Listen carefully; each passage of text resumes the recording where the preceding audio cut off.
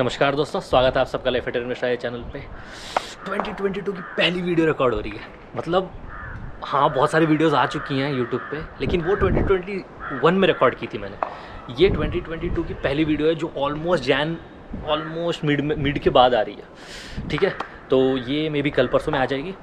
तो वीडियो को शुरू करने से पहले अगर आपने चैनल को सब्सक्राइब नहीं किया है तो सब्सक्राइब कर दीजिए और बेल आइकन दबा दीजिए, क्योंकि आपको नोटिफिकेशन।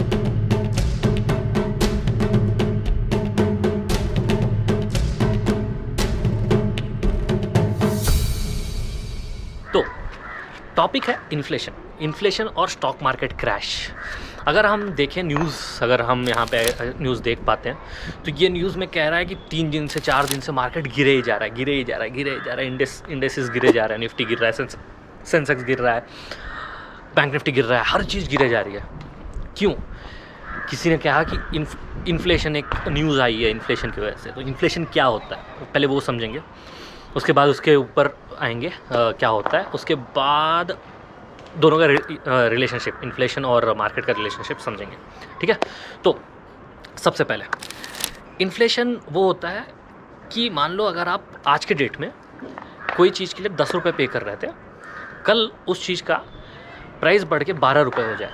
ठीक है, तो मतलब कोई चीज़ को आप जो ख़रीद रहे हो वो चीज़ की जो लेने की क्षमता है, मतलब आपकी उतनी ही रहे, लेकिन उसको जो देने वाला है वो बढ़ा के बोले। मतलब ऐसा नहीं कि वो अपने मन से बढ़ा रहा है। ये बहुत सारे रीजंस हो सकते हैं कि वो उसकी प्राइस बढ़ी है, तो जो 10 रुपये में मिल रहा था आपको 11, 12 या 13 रुपये में मिलेगा। तो कोई भी चीज़ की प्राइस बढ़ने को, ठीक है, उसको हम इन्फ्लेशन कहते हैं। मतलब खर्च बढ़ जाता है। ओवरऑल खर्च बढ़ने को ही अगर हम बहुत ही आम भाषा में कहें तो खर्च बढ़ने को इन्फ्लेशन कहते हैं। 2 तरह के इन्फ्लेशन होते हैं। पहला तो डिमांड पुल इन्फ्लेशन और दूसरा होता है कॉस्ट या प्राइस पुश इन्फ्लेशन। ठीक है, अब डिमांड पुल इन्फ्लेशन क्या होता है? हाँ, मान लो ये प्लेन को ख़रीदने के लिए 10 लोग हैं, ठीक है, और ये प्लेन को बनाने में कुछ 100 करोड़ का खर्चा आया है, और ये प्लेन है ही 10, ठीक है, 10 प्लेन है और 10 लोग खरीदने आ रहे हैं। तो जितना एक्चुअल प्राइस डिसाइड हुआ था, मतलब 100 करोड़ का खर्चा है, उन्होंने बोला होगा 120 करोड़ में हम बेच देंगे। ये आप कोई भी चीज़ से कंपेयर कर सकते हो। मैं ये प्लेन मेरे को इजीली मिल गया तो इसलिए बता दिया। ठीक है, अब मान लो कि अब ये 10 लोगों की जगह 100 लोग और आ गए। सब 100 लोग आ गए और सब बोल रहे हैं कि हमको चाहिए। और इससे होगा क्या? डिमांड बढ़ गई। प्लेन तो 10 ही है, डिमांड बढ़ गई, मांगने वाले बढ़ गए। अब मांगने वाले बढ़ गए तो डायरेक्टली इनडायरेक्टली क्या होगा? मान लो आपके पास 120 करोड़ है, आपके दोस्त के पास 150 करोड़ है, और एक दोस्त है उसके पास 160 करोड़। तो वो क्या करेगा कि यार मेरे को ये चाहिए, मेरे को यही प्लेन चाहिए, मैं इसको अफोर्ड कर सकता हूँ। तो वो क्या बोलेगा कि ठीक है, तुम 120 बोल रहे थे ना, मैं 130 में लेता हूँ। और दूसरा दोस्त बोलेगा 150 में मैं ले लूँगा, और दूसरा दोस्त 160 में मैं ले लूँगा। तो लेने वाले बहुत हैं, क्वान्टिटी कम है। ठीक है, ये वेजिटेबल्स के साथ भी हो सकता है, हर चीज़ यूजुअली इन सब के साथ ही होता है। मैंने प्लेन ईजी एग्जांपल मेरे को ऐसे दिख गया तो मैंने बता दिया। तो अब मानो कि ये जब इतने पैसे हैं लोगों के पास, तो क्या होगा कि जो देने वाला है ना, मान लो वो प्लेन मैंने बनाए थे, तो मैं क्या करूँगा, मैं यूजुअली बहुत इजी तरीके से बोलूँगा कि ठीक है, मेरे को जो ज़्यादा पैसे देगा मैं उसको दे दूँगा, क्योंकि प्रॉफिट मेरा ज़्यादा होगा। क्योंकि डिमांड ज़्यादा है तभी मैं ऐसा कर सकता हूँ, नहीं तो आज के डेट में ऐसा नहीं हो सकता। सिमिलरली अगर आप और एक ईजी एग्जांपल लो, तो आज के डेट में जॉब्स की डिमांड बहुत ज़्यादा है। यूजुअली अगर आपको याद होगा तो 20-30% हाइक मिलती थी जॉब स्विच पे, लेकिन आज के डेट में लोगों को 100%, 150% तक हाइक मिल रही है। रीज़न यही है कि डिमांड बहुत ज़्यादा है, लोगों की लोग बहुत कम हैं लोग, मतलब लोग ज़्यादा हैं, मतलब वो उस फील्ड में जाने वाले, मिलने वाले लोग अभी बहुत कम हैं, तो इसलिए पैसे ज़्यादा मिल रहे हैं। तो आप ऐसे समझो कि डिमांड ज़्यादा है, चीज़ें कम है, तो ऑटोमेटिकली उसकी प्राइस ज़्यादा हो जाएगी। ठीक है, प्राइस ज़्यादा हो जाएगी, और उसके अगर आप पैसे ज़्यादा दोगे तो वो that is kind of inflation. तो इसको बोलते हैं हम लोग डिमांड पुल इन्फ्लेशन। सेकेंड वाला जो है वो है कॉस्ट पुश इन्फ्लेशन। अब इसमें क्या होगा? अब अच्छे समझ लिया आपने, वो समझ लिया, अब इसमें समझो। मान लो आपको, हाँ, 1 टन राइस को, अगर आप मान लो एक टन राइस को आपको यहाँ से बैंगलोर से मान लो मुंबई पहुँचाना है, तो अगर डीजल सस्ता होगा तो कॉस्ट ऑफ ट्रैवलिंग सस्ती होगी, और अगर कॉस्ट ऑफ ट्रैवलिंग सस्ती है, आपको बहुत सारी चीज़ें देखनी पड़ेगी। मैंने एक बहुत सिंपल एग्जांपल लिया सिर्फ ट्रैवलिंग के हिसाब से, तो ऑटोमेटिकली ये जो मान लो आप यहाँ से वहाँ पहुँचाने का 5,000 रुपये भाड़ा ले रहे थे, आप 5,500 रुपये लोगे। 5,500 रुपये मतलब आपके राइस के पैसे उतने ही थे, लेकिन अपने डीजल के पैसे बढ़ा दिए, तो वो सामने वाले को 550 रुपये ज़्यादा पड़ा। वो क्या करेगा, 550 रुपये उसको ज़्यादा पड़ा, तो वो सामने वाले को भी ऑलमोस्ट 600 रुपये ज़्यादा ही बताएगा। तो ऐसे करते करते बढ़ जाता है। अब आपको ये देखना है कि ये बहुत छोटी चीज़ है, बहुत छोटे लेवल पे मैंने बताया। आप हर चीज़ ले लो, वेजिटेबल्स से ले लो, कोई भी एक रॉ मटेरियल से, कोई भी तरह का रॉ मटेरियल्स ले लो, कोई भी कंपनीज़ में कोई भी चीज़ जाती है, तो मेजरली उसका एक वन पॉइंट से अदर पॉइंट जाने का एक ही तरीका है, मेजरली विथ पेट्रोल और डीजल, मेजरली डीजल, ठीक है। अगर डीजल का कॉस्ट बढ़ता है तो ऑटोमेटिकली उन सब का प्रोडक्शन कॉस्ट बढ़ेगा, इलेक्ट्रिसिटी बढ़ेगी। जिसका मान लो कोल का कॉस्ट बढ़ गया तो उनका प्रोडक्शन कॉस्ट बढ़ जाएगा। तो जब प्रोडक्शन कॉस्ट बढ़ता है, मे बी क्या होगा कि ऐसा, अब मान लो ये डिमांड पुल इन्फ्लेशन है, ठीक है, डिमांड पुल इन्फ्लेशन है, जहाँ पे आप पेपर इंडस्ट्री में हो, पेपर पल्प आपको 1 टन मिलता था 2,000 रुपये में, लेकिन अब क्योंकि डिमांड बहुत ज़्यादा है, वो बोल रहा है कि तुम अगर 5,000 दोगे तभी मैं दे पाऊँगा, तो ऑटोमेटिकली आपका रॉ मटेरियल एक्वायरिंग कॉस्ट बढ़ गया। मैं सिर्फ एक चीज़ नहीं बता रहा, डीजल नहीं बता रहा, ये भी ऐसा भी। तो ऐसी इस तरह से बहुत ज़्यादा मैनिपुलेशन हो सकती, मैनिपुलेशन मतलब आपके प्राइजेस बढ़ सकती हैं, ठीक है। तो अब इसमें प्राइजेस बढ़ गए तो ऑटोमेटिकली रॉ मटेरियल की कॉस्ट बढ़ गया, हर चीज़ का कॉस्ट बढ़ गया, प्रोडक्शन कॉस्ट बढ़ गया। तो आपका जब तक एंड प्रोडक्ट तक पहुंचता है ना, एंड यूज़र तक पहुंचते पहुंचते उसकी प्राइस ऑलरेडी स्काई रॉकेट कर जाती है, बहुत ज़्यादा बढ़ जाती है उसकी प्राइस। तो इस प्राइस को, इस तरह के इन्फ्लेशन को हम कहते हैं कॉस्ट पुल इन्फ्लेशन। आपने दो तरीके समझा, एक जो बहुत सिंपल होता है डिमांड की वजह से, दूसरा होता है अगर प्रोडक्शन में अगर ऐसा रॉ मटेरियल रिक्वायरमेंट, बहुत सारी चीज़ों में अगर ऐसे प्राइस बढ़ जाते हैं तो उसको भी इन्फ्लेशन कहते हैं। और एक तरह का होता है जो होता है मान लो करेंसी की वजह से। अब फॉर एग्जांपल 75 रुपीज़ पे मान लो अभी डॉलर, एक $1 इक्वल्स 75 रुपीज़, और उसके बेसिस पे एक प्रोजेक्ट को एस्टिमेट किया जाता है जो 150 मान लो 150 करोड़, ठीक है, 150 करोड़ मतलब अब मान लो अगर वो प्राइस गिर के $75 रुपीज़ से सीधा 50 रुपीज़ पे आ गया $1, तो उधर से डॉलर तो आ रहा है, लेकिन यहाँ पे आपको 25 रुपये कम मिल रहा है, तो 100 रुपीज़ हो गया वो। तो this is also kind of inflation. वो इन्फ्लेशन की, अब आप बोलोगे तो इन्फ्लेशन है तो हमारे इकोनॉमी के लिए अच्छा है, बहुत अच्छा है। दो तरीके से नुकसान है। आपको इंपोर्ट करते वक्त आपको ईजिली पैसे कम लगेंगे, इंपोर्ट करते वक्त यूजुअली पैसे कम लगेंगे, लेकिन जब आप एक्सपोर्ट करते हो ना, आजकल हमको ज़्यादातर पैसे कब आते हैं, जब एक्सपोर्ट में ऐसे पैसे मिलते हैं। सेकंड, आईटी इंडस्ट्रीज़ को बहुत फ़ायदा होता है। अगर ये डाउन हो जाए ना तो इनको बहुत ज़्यादा नुकसान होना शुरू हो जाएगा, तो ये बिड थोड़ा हाई करना शुरू करेंगे। अगर सडनली प्राइस ड्रॉप होता है ना तो उस टाइम पर ऐसा सब हो सकता है। तो अब इन्फ्लेशन के बारे में इतना सारा डिस्कस कर लिया। इन्फ्लेशन और मार्केट का क्या रीज़न, मैंने ये वीडियो क्यों बनाई, US, UK, all over Europe, ठीक है, एशिया, इंडिया में, हर जगह inflation is at record time high. US और UK में 40 और 30 ईयर्स पुराना लेवल तोड़ा है, मतलब जो पिछला क्रैश आया था उसके बाद का लेवल तोड़ा है। अब इन्फ्लेशन से क्या प्रॉब्लम है, क्यों हम इतना डिस्कस कर रहे हैं इन्फ्लेशन से प्रॉब्लम, स्टॉक मार्केट को क्या प्रॉब्लम है। पहली बात, अगर आप फॉरेन न्यूज़ चैनल्स फॉलो करते हो ना, तो बहुत ज़्यादा लोग ये बोल रहे हैं कि ये बहुत बड़ा एक स्टॉक क्रैश आने वाला है। कोई तो ये बोल दे रहा है कि 90% मार्केट करेक्शन होने वाला है। 90% इज़ ह्यूज। मतलब आप सोचो 18,000 निफ्टी है, 1800 पे आ जाएगा, कहाँ लोगों के पास जॉब ही नहीं बचेगी, ठीक है। बहुत ही बुरा हाल हो जाएगा अगर ऐसा होगा तो। I don't expect that, but still देखते हैं, ठीक है। अब the cost of everything that we buy is going up at the fastest rate for 30 years. There are two big reasons for this. The first one is the really, really expensive energy bills that we're all facing for gas and electricity.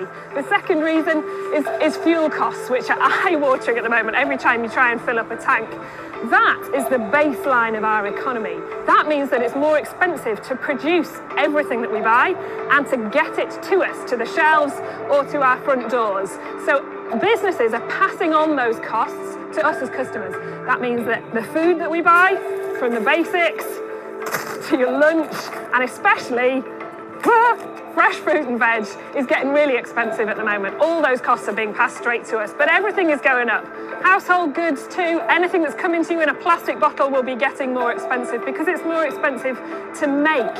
But it's not just the things that we physically buy. If you're going out to a restaurant, if you're having a night out, if you're booking a holiday, if you're staying in a hotel, if you're getting your hair cut, all of those things will be getting a lot more expensive over the coming months. There is some help available for those most in need for help with their energy costs. More than any time in history. This is a big deal, but it's bearish only because we're coming out of the most bullish period in history. So it's not a bad story. We have to shake out these excesses, or the millennials will never be able to invest at reasonable rates, and the economy can't rebalance and prepare for the next boom. And again, I've been predicting the next boom forever would be the millennials from 2024 into 2037. Not as long as the baby boom and not as steep, but we will see another boom to follow this in the US and more so in Asia, especially India this time, in China and Southeast Asia. So there's more boom to come, but we have a major, this is going to 1929, or in 2000, in May of 2000, when it first crashed. The first crash averages 46% in just 2.6 months. Now, when a major bubble of this magnitude, like 1929 or 2000 or now 2021 crashes, the whole crash tends to be about 80 to 90%. 1929 was down 89%, 78 in 2000, 2002. ऐसा हम क्यों relate कर पा रहे हैं? क्या problem है inflation से? अगर इन्फ्लेशन बढ़ता है तो हमको क्या प्रॉब्लम होगी? ठीक है, फर्स्ट एंड फॉरमोस्ट, ठीक है, मान लो अगर आप एक कंपनी चलाते हो और आपका प्रोक्योरमेंट कॉस्ट बढ़ गया, मतलब आप जो रॉ मटेरियल्स ले रहे हो, ठीक है, आपके वही कॉस्ट बढ़ गए, तो ऑटोमेटिकली आपको जो एंड यूज़र को प्रोडक्ट बेच रहे हो, ठीक है, तो वो ऑटोमेटिकली या तो आपको उसकी क्वांटिटी कम करनी पड़ेगी या तो उसका प्राइस बढ़ाना पड़ेगा, सेम क्वांटिटी है तो। अगर दो इन आइदर केसेस आपके कुछ कस्टमर्स बोलेंगे कि नहीं यार, दिस इज़ नॉट डन, ये बहुत ज़्यादा महंगा हो गया, I am not taking this. और ऐसे केसेस में आपका कैश फ्लो रुक जाता है, मतलब आपके प्रॉफिट्स कम होंगे। अगर आपके प्रोडक्ट्स कम बिकेंगे तो ऑटोमेटिकली आपके प्रॉफिट्स कम होंगे, कैश फ्लो कम होगा।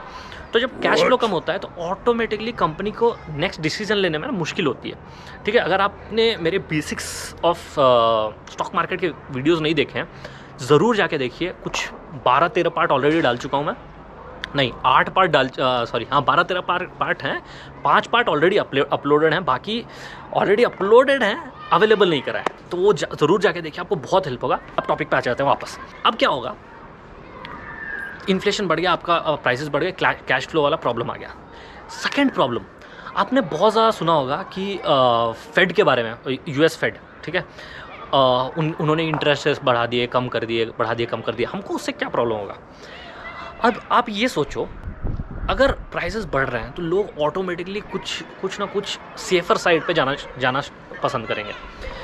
अगर आपको कोई बोले कि FD से जो 5% मिल रहा था उसके जगह मैं आपको 12% दूंगा या 10% दूंगा, लेकिन वो सेफ़ है, FD इज़ सेफ़। अगर कंपेरेटिवली आप देखो, FD इज़ सेफ़, ठीक है। यहाँ पे अगर ऐसा हो गया तो जो भी फॉरेन इन्वेस्टर्स इंडिया आते हैं ना, वो ऑटोमेटिकली अपने ही मार्केट में इन्वेस्ट करेंगे, जो कि आपने सुना होगा बॉन्ड्स, US बॉन्ड्स। तो जब बॉन्ड्स में इन्वेस्ट करेंगे, बॉन्ड्स का क्या होता है कि बहुत सेफ़ होते हैं। फर्स्ट ऑफ ऑल उनकी सेफ्टी होती है, सेकेंड अगर उनका इंटरेस्ट रेट बढ़ गया तो ऑटोमेटिकली जो यहाँ इंडिया में इन्वेस्ट कर रहे थे वो वहाँ जाके करेंगे। इंडिया में क्यों इन्वेस्ट कर रहे थे? वहाँ पे ग्रोथ दिख रही थी, वहाँ से ज़्यादा यहाँ पे ग्रोथ दिख रही थी।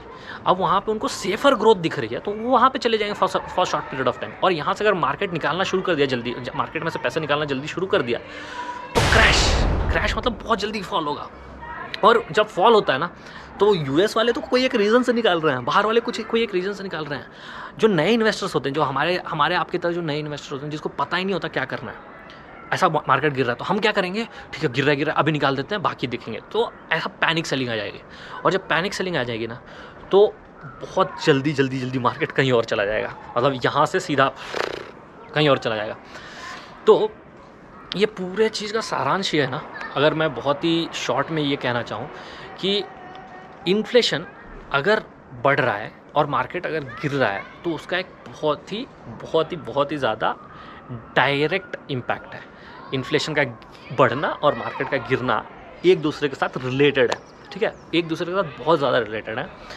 और अगर आपको ऐसी कोई न्यूज़ आ रही है कि इन्फ्लेशन बढ़ रहा है, ये बढ़ रहा है, तो मैं हमेशा आपको रिकमेंड करूँगा कि आपके 100% पैसे मार्केट में मत डालिए। मैं पिछले आई थिंक 5-6 क्रैश वीडियो से बता रहा हूँ कि अपने 100% पैसे अभी भी मार्केट में मत डालिए, वेट कीजिए थोड़े टाइम के लिए, क्योंकि मार्केट बहुत ज़्यादा ऊपर जा चुका है, बहुत ऊपर जा चुका है।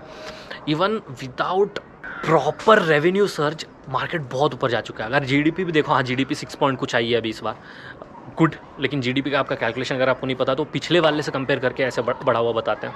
थोड़ी उसमें भी मिसकैलकुलेशन आप बता सकते हो कि हाँ यार वो तो एक्चुअल में जो जितनी गिरी थी उस लेवल पे भी नहीं आई है एक्चुअली, हाँ वो वैसा अभी हुआ नहीं है, लेकिन होप फॉर द बेस्ट, ठीक है। लेकिन आपको टोटल मार्केट सिनेरियो कंपेयर करना पड़ेगा। आपने ये देख लिया, इन्फ्लेशन देख लिया, क्या इन्फ्लेशन से क्या प्रॉब्लम है, आपको पता होना चाहिए ग्लोबल क्यूज़ क्या हैं। अभी देखिए कोरोना वायरस तो ठीक है, क्या बोलूँ मैं, अब इसका आते जाता रहेगा, इसको छोड़ दो, ठीक है। अभी वैक्सीनेटेड हैं, बहुत ज़्यादा लोग वैक्सीनेटेड हैं लकीली, और उससे फ़ायदा ये है कि डेथ्स कम हो रही हैं, थैंक गॉड, ये बहुत अच्छी चीज़ है। और लॉकडाउन लगे तो लोगों के बिजनेसेस पे बहुत ज़्यादा इम्पैक्ट होगा अगर लॉकडाउन लग जाए तो इसलिए लॉकडाउन ना लगे। और अगर वो होगा तो ऑटोमेटिकली आपकी इकोनॉमी रन करेगी, लेकिन उस पेस पे नहीं रन करेगी जितना एक्चुअली होना चाहिए। तो इसको रन करने के लिए क्या क्या चीज़ें हैं, देखो चिप शॉर्टेज है, ऑटो सेक्टर रन करना है तो चिप्स चाहिए आपको, सिर्फ ऑटो सेक्टर नहीं, बहुत सारे सेक्टर्स, लेकिन ऑटो मेजरली अगर आपको देखना है तो चिप शॉर्टेज है। तो बहुत सारी चीज़ें हैं जो आपको कंसिडर करनी पड़ेगी, और वहाँ पे भी इन्फ्लेशन है, बहुत सारी चीज़ें होंगी। तो कभी भी ये सब चीज़ें आप कंसिडर कर रहे हो मार्केट में, तो ये एक सम, हर चीज़ का एक सम बना के ही इन्वेस्ट करो। आप एक स्मार्ट इन्वेस्टर हो, और स्मार्ट इन्वेस्टर की सबसे बड़ी पहचान ये होती है कि हर चीज़ को कंसिडर करते हैं, ठीक है। इन्फ्लेशन के बारे में आपको अगर कोई भी डाउट है आप मुझे कमेंट करके ज़रूर बताएं, मैं और एक वीडियो बना दूंगा या कमेंट में आपका रिप्लाई कर दूंगा, ठीक है। आज के वीडियो के लिए इतना ही। और अगर आपको बुक्स पसंद है, बुक्स पढ़ना पसंद है, तो बुक्स के बारे में वीडियोस ये रही, और अगर आपको लाइफ के बारे में ज़्यादा जानना है तो ये रही, और अगर इन सब के चीज़ों के बारे में जानना है तो यहाँ पे सब्सक्राइब कर दीजिए। धन्यवाद।